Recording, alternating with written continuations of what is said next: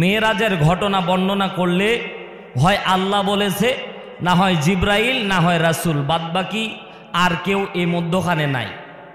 কোনো সাহাবী যদি রাসূল পর্যন্ত রেওয়ায়াত বর্ণনা করে তাহলে তার রেওয়ায়াত নেওয়া যাবে, অন্যথায় কোনো সাহাবী যদি বানিয়েও মেরাজ সম্পর্কে বলে তার কথা মানা যাবে।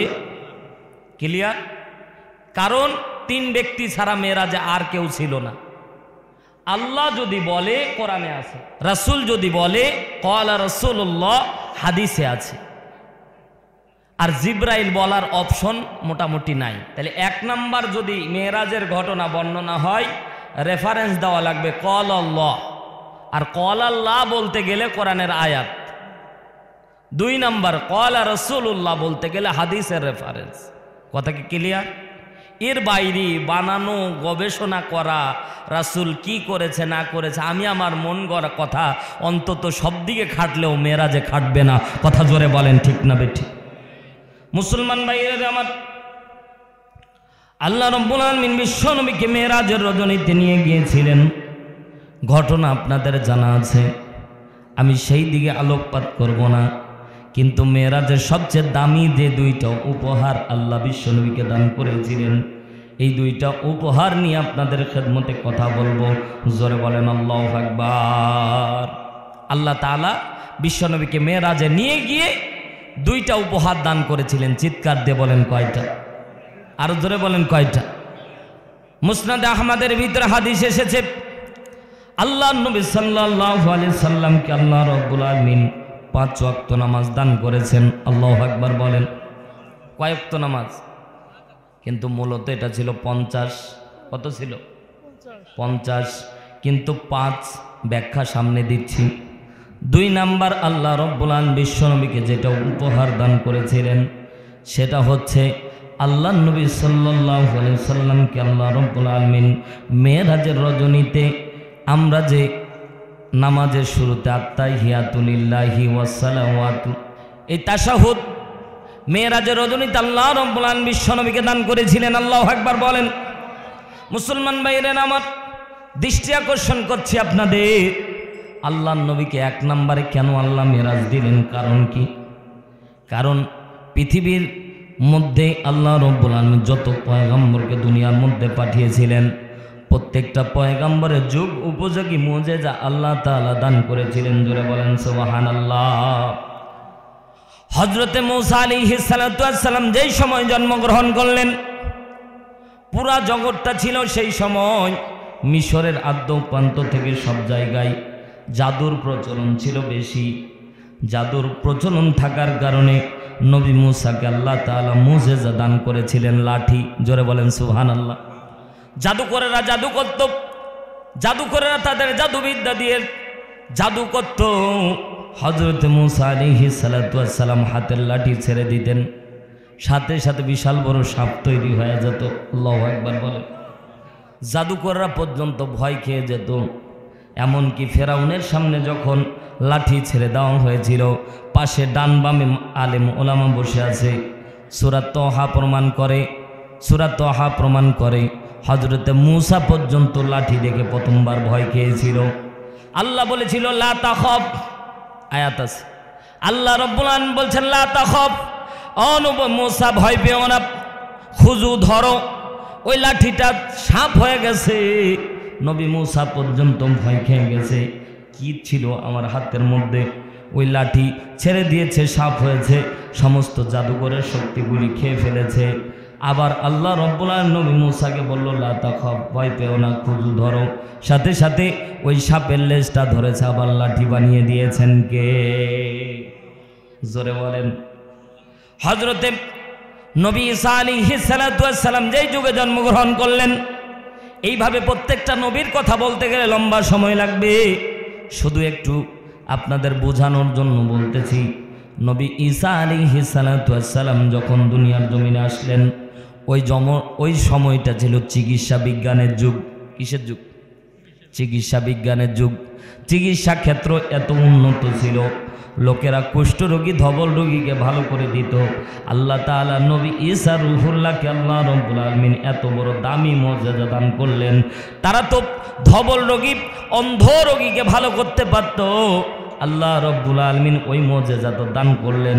তাৎক্ষণিক আল্লাহ নবী ঈসাকে আরও একটা মর্যাদা দান করলেন, সেটা হলো কোনো মৃত মানুষের মাথার উপরে হযরত ঈসা যদি হাত বুলায়া দিত, ওই মৃত মানুষ জীবিত হয়ে কথা বলতো। কারণ কওমের লোকের থেকে উঁচু যদি নবী না হয় তাহলে তারা মানবে না, ঠিক না বেঠিক?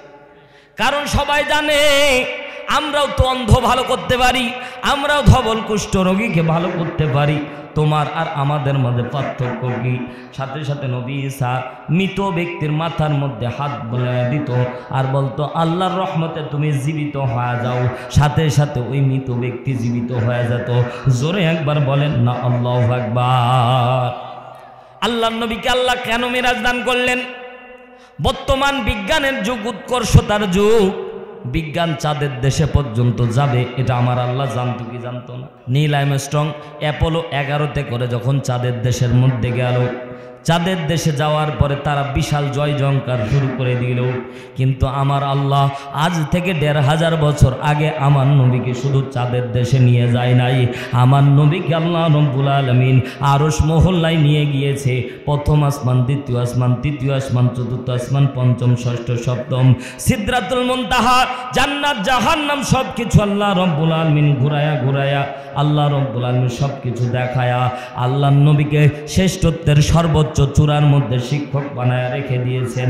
বিজ্ঞানীরা যাতে করে চাঁদের দেশে যাওয়ার পরে আমার নবীকে নিয়ে তুচ্ছ তাচ্ছিল্য করতে না পারে যে আমরা চাঁদের দেশে এসেছি, তোমরা তো চাঁদের দেশে গেছো, আমার নবী আকাশ পর্যন্ত গেছে। জোরে বলেন আল্লাহু আকবার।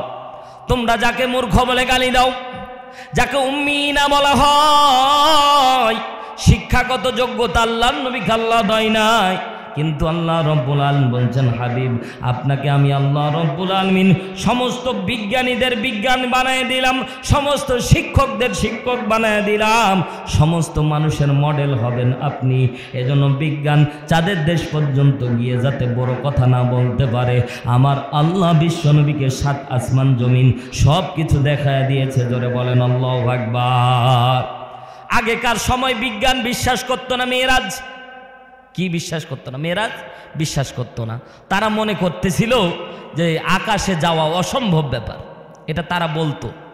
এখন তাদের দিয়েই তাদের যুক্তি দেখে, তারা 3টা কারণে মেরাজ বিশ্বাস করতো না। জোরে বলেন কয়টা? 1 নাম্বার, মনে রাখেন কথাগুলি। 1 নাম্বার, আপনাদের খারাপ লাগতেছে, এগুলো জানার দরকার আছে, কারণ নবীর মেরাজ যারা অস্বীকার করবে এরা মুমিন থাকতে পারবে না। এটা আল্লাহর পক্ষ থেকে একটা বিশাল একটা নেয়ামত। চিৎকার দিয়ে বলেন আল্লাহু আকবার। 3টা কারণে তারা মেরাজ বিশ্বাস করে না। 1 নম্বর কারণ, তারা বলতেছে যে এই পৃথিবী একটা মধ্যাকর্ষ শক্তি আছে, যেটা বিজ্ঞানের ভাষায় গ্র্যাভিটেশন ফোর্স বলা হয়, অভিকর্ষ ত্বরণ। অভিকর্ষ ত্বরণের ফলে কোনো বস্তুকে ওপরের দিকে নিক্ষেপ করলে আবার ওই বস্তুটা নিচের দিকে ফেরত আসে। কথা জোরে বলেন ঠিক কিনা? অভিকর্ষ ত্বরণ যদি আল্লাহ তাআলা না দিত তাহলে পৃথিবীটা ঘুরতেছে। পৃথিবী কি করতেছে? এই ঘূর্ণমান বস্তুর দিকে আপনিও চলে যেতেন, মাঝে মাঝে মাথা উপর দিকে থাকতো, মাঝে মাঝে নিচের দিকে থাকতো। আল্লাহু আকবার জোরে বলে। আল্লাহ তাআলা গ্র্যাভিটেশন ফোর্স, অভিকর্ষ ত্বরণ দেওয়ার ফলে আপনি আপনার জায়গায় থাকেন, কোনোদিন বুঝতেও পারেন নাই পুরা পৃথিবীটা ঘুরতেছে। জোরে একবার বলেন আল্লাহু আকবার। মুসলমান ভাইয়ের আমার, বিজ্ঞান আগেকার দিনের বিজ্ঞান বলতো বিশ্বনবী অভিকর্ষ ত্বরণ ভেদ করে উপরে যাওয়া অসম্ভব ব্যাপার। বর্তমান যুগে স্যাটেলাইটগুলি যখন স্থাপন করা হয়, স্যাটেলাইট এক দেশের স্যাটেলাইট আরেক দেশে যায়, সারা বিশ্বের মধ্যে স্যাটেলাইট ঘুরতেছে। এই স্যাটেলাইটের দ্বারা আমরা এক দেশের খবর আরেক দেশে পাচ্ছি। কথা ধরে বলেন ঠিক কি না? এই স্যাটেলাইটগুলা স্থাপন করা হয়েছে গ্র্যাভিটেশন ফোর্স দিয়ে এমন একটা জায়গায়, সেটা হচ্ছে মুক্ত বেগ। সে জায়গায় কোনো ব্যক্তি যদি আমরা যদি কোনো রকম করে ওই জায়গা পর্যন্ত নিয়ে যাই, ওই জায়গায় যদি ছেড়ে দেই, আপনি ওপরেও যাবেন না, নিচেও আসবেন না, পুরো পৃথিবীর মধ্যে আপনি ঘুরতে থাকবেন। জোরে বলেন সুবহানাল্লাহ। আল্লাহ তাআলা কি কুদরত জাহির করেছে, আল্লাহু আকবার জোরে বলেন। বিজ্ঞান প্রমাণ করছে জমিন থেকে আসমান পর্যন্ত 4টা স্তর আছে। জোরে বলেন কয়টা? আরো জোরে বলেন। 4টা স্তর। একটা মেসোমণ্ডল, ঘনমণ্ডল, স্ট্র্যাটোস্ফিয়ার, আয়োনোস্ফিয়ার। 4টা স্তরকে ভেদ করে যাওয়া অসম্ভব ব্যাপার। কিন্তু বর্তমান বিজ্ঞান চাঁদের দেশে যাওয়ার পরে এই বিষয়টা আরো ক্লিয়ার হয়ে গেছে। কোন বস্তুকে যদি মুক্ত বেগ বলা হয়, 11.2 কিলোমিটার পার আওয়ার বেগে কোনো বস্তুকে যদি আসমানের দিকে নিক্ষেপ করা হয়, ওই বস্তু আর ফেরত আসবে না, উপরেই চলে যাবে। জোরে বলেন আল্লাহু আকবার। আপনারে এখানে কোনো ব্যক্তিরে যদি আমরা ডাঙ্গাডুলি করে উপরে যদি খালি সেকেন্ডে 11.2 কিলোমিটার পার আওয়ার বেগে যদি নিক্ষেপ করতে পারি, ও আর দুনিয়ায় ফেরত আসবে না। আল্লাহু আকবার জোরে বলে। বিজ্ঞান প্রমাণ করলো বর্তমান সময়ে। মজার ব্যাপার হলো, আল্লাহ রাব্বুল আলামিন বিশ্বনবীকে যখন মেরাজ সংগঠিত করায়, মেরাজ সংগঠিত হয়েছিল বরাক দিয়ে। জোরে বলেন কি দিয়ে? এটা হাদিস দ্বারা প্রমাণিত। বরাক এটা বারকুন শব্দ থেকে এসেছে, বিদ্যুতের গতি। বারকুন শব্দটা সুপারলেটিভ ডিগ্রি। জোরে বলেন আল্লাহু আকবার। বারকুন, এই বারকুন এটা সুপারলেটিভ ডিগ্রি, চূড়ান্ত বলা হয়েছে। বারক মানে হচ্ছে বিদ্যুৎ, আর বারকুন মানে বিদ্যুতের গতি, মানে বিদ্যুৎ যে গতিতে যায় তার থেকে দ্বিগুণ গতিতে যাবে এটা। জোরে বলেন আল্লাহু আকবার। এই যে বারকুন শব্দ আল্লাহ ব্যবহার করলেন, বরাক থেকে বারকুন এসেছে। বিদ্যুতের গতির মতো আল্লাহর নবী যে বাহনের উপরে উঠেছিল, এর গতি ছিল বিদ্যুতের গতি। বিদ্যুতের গতি কাউন্ট করা হয়েছে 2,86,000 মাইল সেকেন্ডে যায়। আরো জোরে বলতে হবে আল্লাহু আকবার। বিদ্যুতের গতি মিলায় নিয়ে যাবেন, নোট করে নিয়ে যান। সেকেন্ডে 2,86,000 মাইল যায়, 1 সেকেন্ডে 2,86,000 মাইল। এবার দেখেন খেয়াল করে, বিশ্বনবী যে বোরাকের উপরে উঠেছে, এর গতি ছিল সেকেন্ডে 2,86,000 মাইল। আবার আল্লাহ রাব্বুল আলামিন বারকুন ব্যবহার করে বলছে সুপারলেটিভ ডিগ্রি, এর থেকে আরো দ্বিগুণ গতিতে ওই জন্তু গেছে। জোরে বলেন আল্লাহু আকবার। তাহলে 1 সেকেন্ডে যদি 11.2 কিলোমিটার পার আওয়ার বেগে, বর্তমান নিউটনের 3 নম্বর সূত্র, কোনো মুক্ত বেগে কোনো বস্তুকে উপরে নিক্ষেপ করলে সেটা আর ফেরত আসে না। মুক্ত বেগ কাউন্ট করা হয়েছে 11.2 কিলোমিটার পার, আর আমার নবীকে আল্লাহ নিয়ে গেছে 2,86,000 মাইল 1 সেকেন্ডে। আর জোরে বলেন আল্লাহু আকবার। তোমরা 11 মাইল আছো, আর আমার আল্লাহ 2,86,000 মাইল। আল্লাহু আকবার বলে। আল্লাহ তাআলা বলছেন, নবীজি আপনারে আমি আল্লাহ রাব্বুল আলামিন আছি, মানুষ কল্পনাও করতে পারবে না। জোরে বলেন আল্লাহু আকবার। 2 নাম্বার, তারা বিশ্বাস করতে পারতেছিল না, কারণ সূর্যের যে তাপ, এই তাপকে ওভারটেক করে কোনো মানুষ উপরে উঠতে পারে না। এটা বিজ্ঞানীরা প্রমাণ করেছে। কে প্রমাণ করেছে? 2 নাম্বার যুক্তি দিয়েছে। 1 নাম্বার আমরা মানলাম বিদ্যুতের গতিতে বিশ্বনবী চলে গেল, কিন্তু 2 নাম্বার যুক্তি তারা খাড়া করে দিল। এই যুক্তিগুলো কোরআন হাদিস দিয়ে আল্লাহ খণ্ডন করে দিয়েছে। জোরে বলেন আল্লাহু আকবার। আমরা বুঝি নাই ভাই। 2 নাম্বার তারা যুক্তি খাড়া করলো, বিশ্বনবী মুক্ত বেগে যদি উপরে যায়, তো আল্লাহর নবী সূর্যের আলোতে ঝলসে যাওয়ার কথা ছিল। কারণ আজকে সূর্য এত লক্ষ মাইল উপর থেকে যখন তাপ দেয়, আমাদের অবস্থা ভালো থাকে না খারাপ? টানা থাকতে পারবেন চৈত্র মাসে? অসম্ভব ব্যাপার, শরীর হাত ঝলসে যাবে। মুসলমান ভাইরে আমার, সূর্যের এত পরিমাণে তাপ যে কাছে পর্যন্ত কেউ যদি যায় সে তো পুড়ে যাওয়ার কথা ছিল। কিন্তু বিজ্ঞান যখন সামনের দিকে আগাইলো, কিছুদিন আগে আমরা খেয়াল করে দেখলাম কিছু জ্যাকেট বের হয়েছে ফায়ার প্রুফ। কি নাম? Fire proof. আগে দেখতাম ওয়াটার প্রুফ, পানির মধ্যে ওয়াটার প্রুফ জ্যাকেট পরলে 1 ফোঁটা পানি লাগে না। কথা জোরে বলেন ঠিক কি না?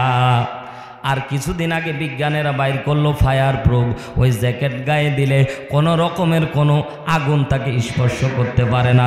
রানা প্লাজা যখন 11 সালে ধ্বংস হয়ে যাচ্ছিল, আগুন দৌ দৌ করে জ্বলতেছিল, ফায়ার সার্ভিসের কর্মীরা ফায়ার প্রুফ জ্যাকেট গায়ে দিয়ে আগুনের ভিতর দৌড়াইছিল। কথা জোরে বলেন ঠিক কি না?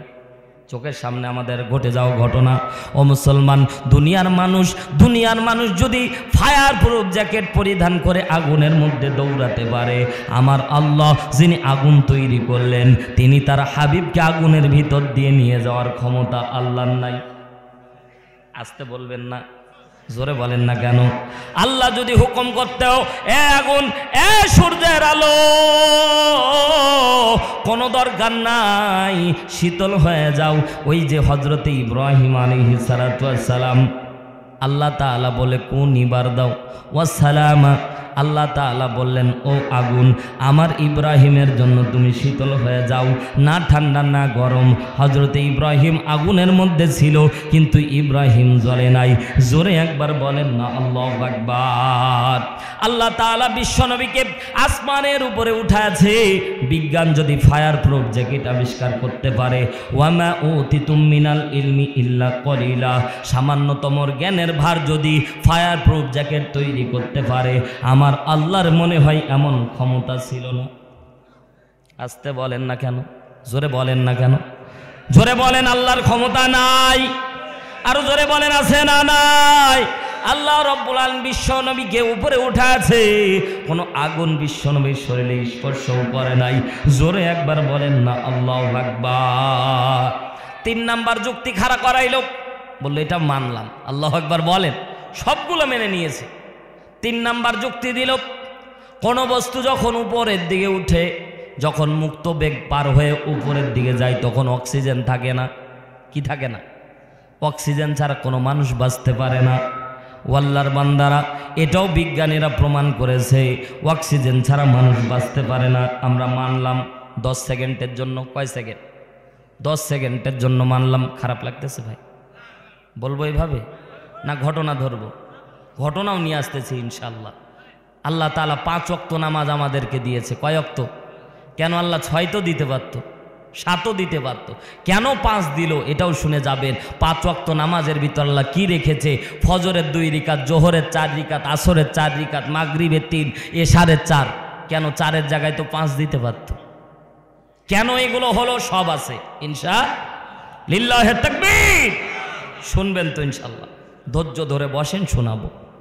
বিশ্বনবীকে আল্লাহ রাব্বুল আলামিন উপরের দিকে যখন উঠাবেন, বিজ্ঞান বলছে স্ট্রাটোস্ফিয়ার যখন পার হয়ে যায় কোনো মানুষ, তখন অক্সিজেনের অভাব। বিজ্ঞানীরা বলছে আমরা সিলিন্ডার নিয়ে যাই, একটু হেরফের হয়ে গেলে কাউকে বাঁচানো যায় না অক্সিজেনের জন্য, কারণ বিন্দু পরিমাণে অক্সিজেন উপরে নাই।